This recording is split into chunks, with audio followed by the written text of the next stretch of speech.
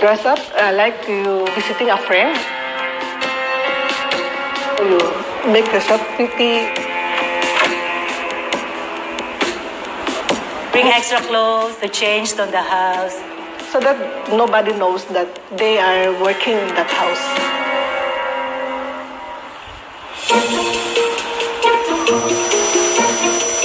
They do every Sunday because it's their off day, so it's their free time. It's only 3 hours. So you can get more than $100 in one day, just a few hours only.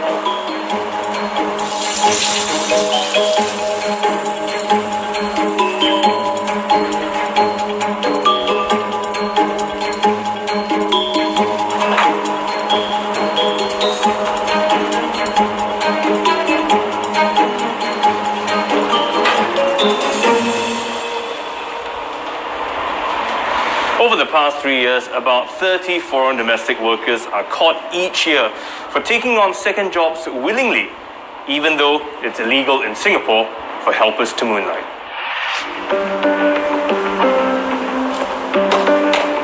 In this episode, I want to find out why foreign domestic workers are taking the risk, and how big is the side hustle market. I'm starting my investigation with Blessed Grace Social Services. It's a charity organization that has helped hundreds of foreign domestic workers with monetary issues. Pastor Billy Lee thinks the number of domestic workers caught moonlighting is underreported. How common is it for helpers to take on extra work, a second job? I would say that on a conservative estimate would be about 30% of FDWs in Singapore that are doing part-time work. Wow, that's quite a lot. How deep-rooted is the problem now? It's still very deep-rooted. They're always finding opportunities, right, to earn extra cash. And also for employers, they would rather hire FDWs to do part-time work for them in their house because FDWs come cheaper. Right, for an agency that uses Singaporeans to do part-time work, right, to do household chores, they charge us about $20 to $35 per hour. Right, but for an FDW, the most they get is $15 an hour. Some go as low as $10 per hour. Wow, at least a third of our 250,000 or so foreign domestic workers may be secretly moonlighting. Apparently, most of them clean other people's homes on the side. How are they getting these gigs? Pastor Billy has arranged for me to meet some domestic workers who have insider knowledge into the workings of side hustles within their community. How do they get all these jobs? I've heard recommended by friend. Some employers asking their friends that if their helper can do also to their house. In the Facebook also, they have groups in the Facebook there. They put name the part-time cleaner.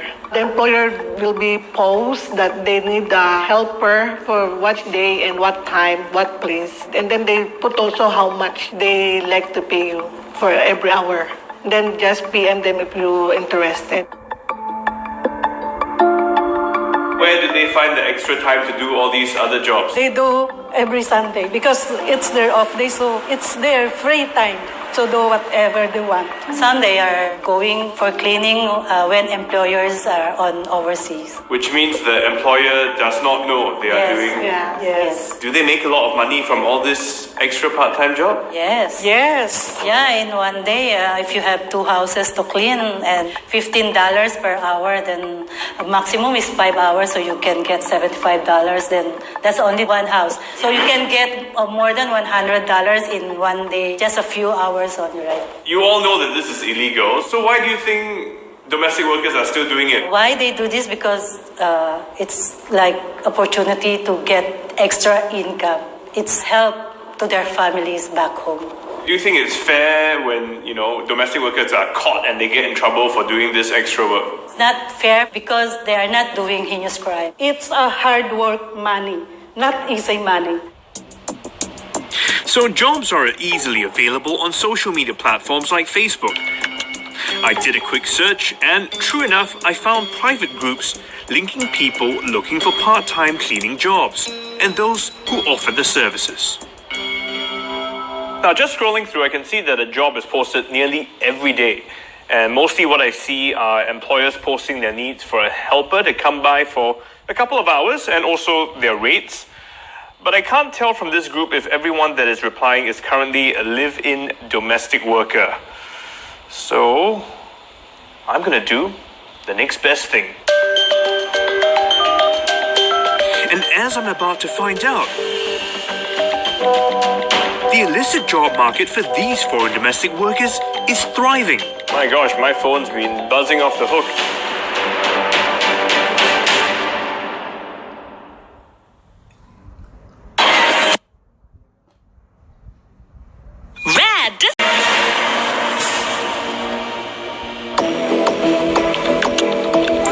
I found some Facebook groups that frequently advertise part-time jobs for cleaning, and these are the people offering their services. I want to know if they are foreign domestic workers, so I'm going to pretend I'm looking to hire a cleaner.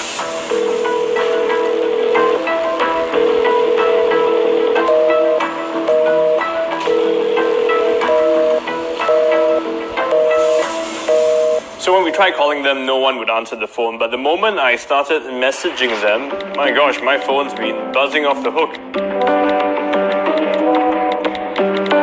A flurry of activity. It makes me think that most of them are probably unable to answer the phone at this point in time because they might be working somewhere, possibly in a home with their employer.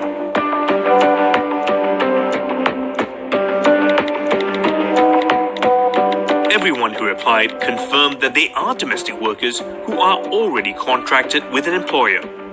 One said her employer actually knows about her sideline work and that she's been doing it for about 5 years. Others said they can only work on Sundays because that's the only day they are free. And one felt it wasn't risky at all. So this is what I know so far. Helpers taking on second jobs is quite common. There's a thriving employment market online for this, so it's easy to land a job. Which leaves me to investigate one more thing. A new job that is becoming a popular side hustle for foreign domestic workers. I've arranged to meet a helper who is going to tell me about this side income for foreign domestic workers. She has requested to remain anonymous. Last year, when I off day, I go to Lucky Plaza Orchard. Then I meet like me, FDW. She working in Singapore about 10 years. Then the co-FDW, if you want part-time job, I can share with you. Then I asked what kind of part-time job. Say online selling. What is the stock? What are the items that you were going to sell? Send me like shoes, t-shirt, cosmetic, bra, panties, many kind of Filipino product.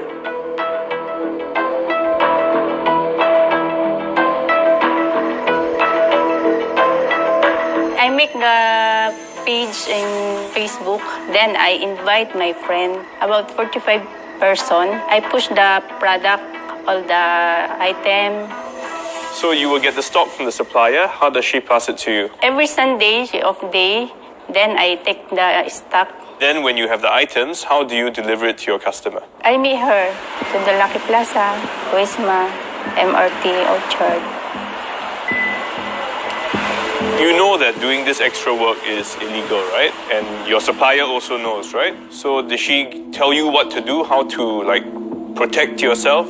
Yeah, she tell me. My supplier, before she passed to me, she separate one by one. So if I meet the customer, I pass it one by one. So it's not like one big bag with 10 t-shirts inside you? No, because the MOM, you can see the big bag, then you can show.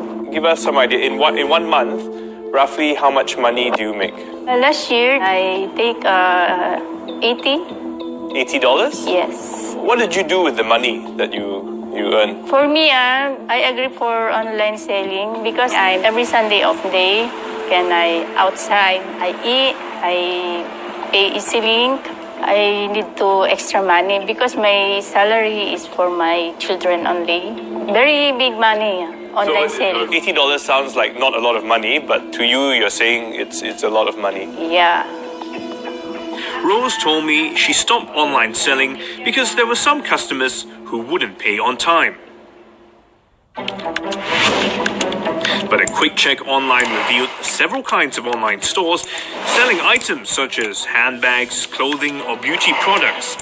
Now, these are private groups that seem to be run by domestic workers.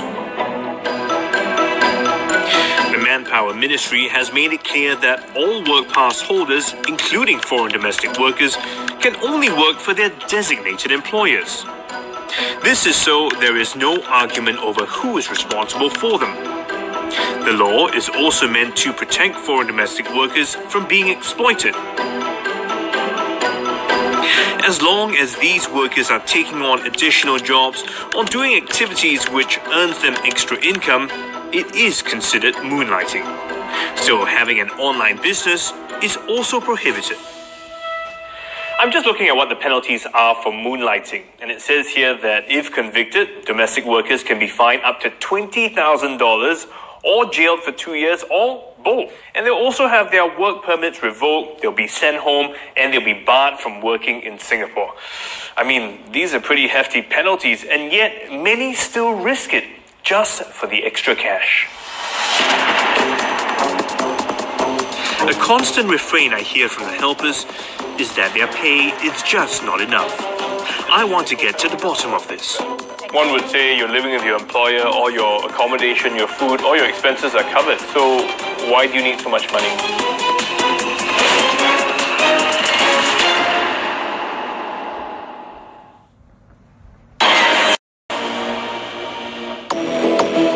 A survey conducted last year asked how much helpers should be paid. Out of the 1,000 Singaporeans polled, only about half say they should be paid more than the average salary of 600 Singapore dollars a month. I'm meeting case manager Jaya Anil Kumar at NGO Humanitarian Organization for Migration Economics, or HOME, who feels that the survey findings reveal how undervalued domestic workers are. Our foreign domestic workers are paid an average of about $600 a month. Has this actually gone up or down over the years? Not all domestic workers, in fact, earn $600, and it varies very much from nationality to nationality. Oh. Sometimes salaries are set by the respective embassies. For example, for Indonesians, they have advised that for Indonesian domestic workers, it should be a minimum of $550, and for the Philippine embassy has advised that it's a minimum of $400 USD.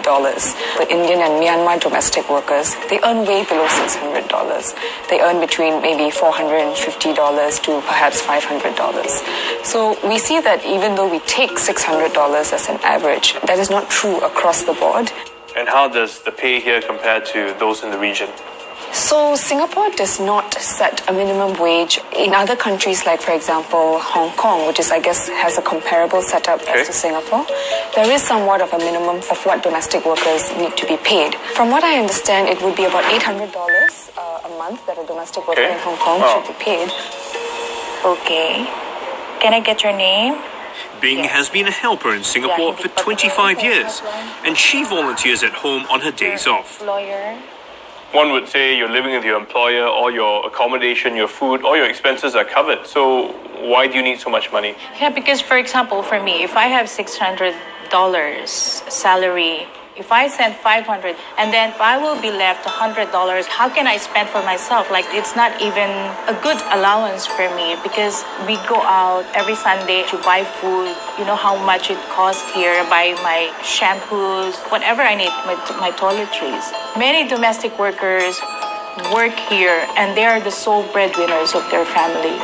Definitely they will have loan back home because the process of their applying for a job here, they need money for transportation, to go for training. So is 600 enough? No, it's not enough. Is that why domestic workers will be taking on all these extra jobs? Every domestic worker here knows that part-time is illegal here. But why do they do that? Because they need to earn money. It's not for themselves, it's for their family back home. Sometimes I don't even understand why the way they catch domestic workers who are doing part-times is like they're like criminals. the way they treated them. I've heard a friend who's doing... I'm sorry, I'm getting emotional because I've heard it from a friend. Her sister was even sent back home. Why do they do that? Why they never ask domestic workers that, is your salary not enough? That's why you're doing this? I always tell my friends, I don't encourage them to do part-time. For moonlighting not to happen, what do you think should be an ideal salary? I'm getting 900 and I'm happy. So if I have 900, I can send 600 or 700 to my family. And I think that will be enough for them. And then the 200, I can save it. Do you think we should make it legal here in Singapore for domestic workers to take on extra work? Yes, I think the employers will benefit on that too. Because for me, if there's no demand, there will be no supply. If there's employers asking for who can do the part-time work, if we do it, it's cheaper. So I think employers will benefit on that for those who cannot afford to hire a full-time domestic workers. Okay. I can understand where Bing is coming from, but I can also see why the law is there. Though a part of me wonders if perhaps we should review it. I'm taking what I've learned to the one group we haven't heard from. All right, guys, come on in. The employers of foreign domestic workers.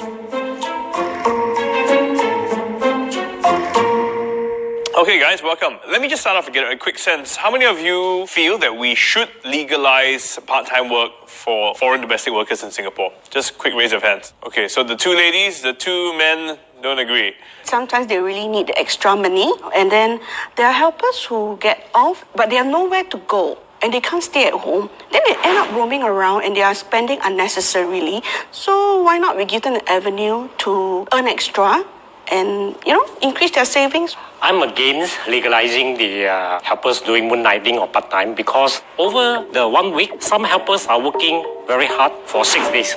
So the 1 day off was meant to let them relax, to rest their mind, to rest their body so that they will recover for the following weeks. I'm actually on the fence about this because for me, go on. You want to go out and work, you can go out and work. But what if she gets into any kind of trouble on that day? So do I have to sort of compensate for any losses? She may go out and work, and if she damages something in that person's house, do I have to be the responsible one? If they get injured, they fall sick, who is going to bear all this kind of thing? It will be us, because under the current law, we are responsible for all of this. So I do not think it's advisable to legalize part-time work. Have you ever heard of anyone being caught moonlighting and the consequences? What happened? My best friend's helper, yeah, she was caught and the consequence was not good. So my best friend had to pay up the fine, Was she caught cleaning someone else's home? Let's just put it as she was in a shop working when she should not have been there. And it was what happened ugly. to her? Yeah, she was given a warning from MOM, and she couldn't get a helper, I think, for 6 months or so. She was banned. There's a time period. Yeah. They're blacklisted. They're blacklisted. Yep. If an employer is aware that her helper is moonlighting, she could be fined up to 10,000 Singapore dollars and banned from employing foreign domestic workers. Should we limit the kind of part-time work that they would be allowed to do? For me, I'm only for if it's strictly for cleaning purpose. It has to be only to one specific additional employer. And if it's being legalized, then MOM should come with a law to say that this additional employer has to buy insurance for this part-timer. So if anything happens during that period, it falls under the responsibility of this additional employer. Do you feel that our domestic workers are paid enough in terms of their salaries? The average is about 600 a month. If you compare to a local salary, definitely not enough. But if you compare place of origin, it's more than enough. My helper gets 500 a month, and I tell you, she has settled all her loans. She has made a 3-story bungalow in India, so I don't feel like she's underpaid at all. The law is clear about moonlighting, but how far can and should we go if we wanted to review it? I'm meeting lawyer Gloria James. She's had experience dealing with cases of helpers moonlighting, where both the employer and the helper were investigated. I guess on the domestic workers side. Do you think part-time jobs should be allowed? Yes, so there should be some flexibility. I'll give you an example. My mother, she lives in a flat in an old estate, and our old neighbors, senior citizens, they rely very much on the maids and the Bangladeshi workers helping them, to do simple chores, things like carrying my groceries from the provision shops or helping me to discard some old furnitures and items and all that. So these are small work. They could offer to help elderlies to do some cleaning services. That could be one. Or alternatively, they could also work from their employer's home and do online businesses. An example would be there are occasions where maid travels back to their home country and they will come back with products from their own country which they could sell online to other maids or other nationalities would require them. So if we allow more flexibility, what do you think would be some of the legal challenges that would come with this? Perhaps draw some boundaries. And how do you think we could draw these boundaries? Maybe establishing the kind of work they can do. So you wouldn't want the maid to get into some vices and all that. So perhaps establish the scope of work they can do, the number of hours they can do, and a different insurance coverage for the maids who intend to do their own part-time work. So should we allow our helpers to take on part-time jobs? Well, I guess the jury's still out on that, because there's clearly a conflict between employers and domestic workers when it comes to whether we're paying our helpers enough. But that's the issue, isn't it? Foreign domestic workers are still taking the risk to moonlight because they feel they need the extra cash. So perhaps it's time we look into the root cause of this issue to prevent the incidences of side jobs.